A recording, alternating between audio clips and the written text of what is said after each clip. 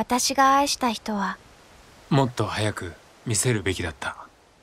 狼男でした。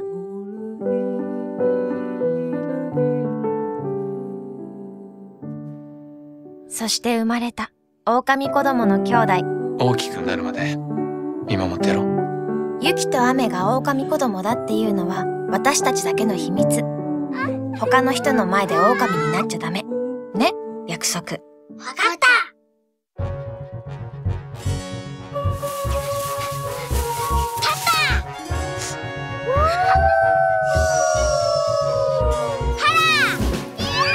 狼ってどうしていつも悪者なの？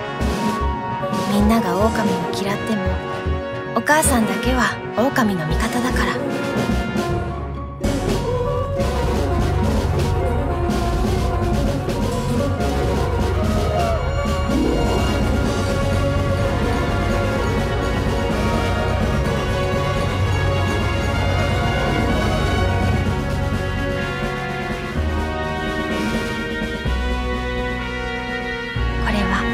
不思議な運命を生きる私たち家族の物語。